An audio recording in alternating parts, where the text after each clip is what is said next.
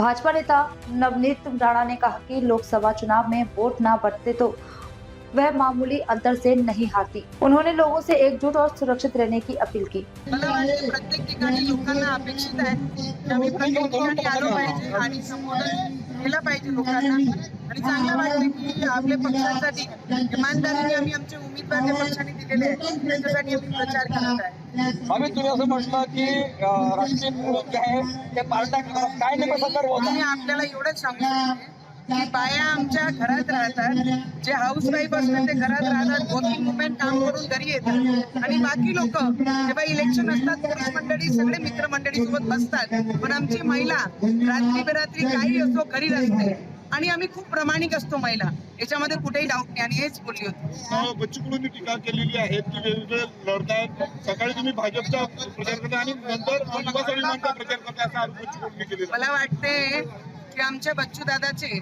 थोडीशी मानसिकता बरोबर नाहीये।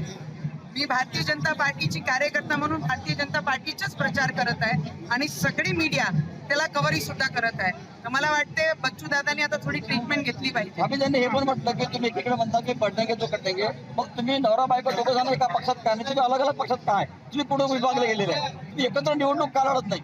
आम्ही नवरा बायको खरी आहे, बाहेर आमचे दोघांचे त्यांचा स्वतःचा पक्ष आहे आणि मी भारतीय जनता पार्टीची कार्यकर्ता आहे। बाहेर आल्यानंतर मी नवरा बायको नाही पक्षाची कार्यकर्ता म्हणून काम करताय। तुम्ही आता असं म्हटलं की काही लोक म्हणतात की तिजोरीच्या चाव्या आमच्याकडे, म्हणजे त्यांच्यावर देवाभाऊ असलेला आहे, थेट अजित पवारांवर हल्ला करू। मला एवढं माहित आहे की आमचे देवाभाऊ ज्यांचे पाठीशी राहिले त्या क्षेत्राचे विकास होत आहे आणि इतरही लोक त्याचे सगळी गोष्टी वर येत आहेत। मला वाटतं की आम्ही देवाभाऊवर बोललो पाहिजे, आम्ही दुसरे काय बोलतात त्याच्यावर बोलत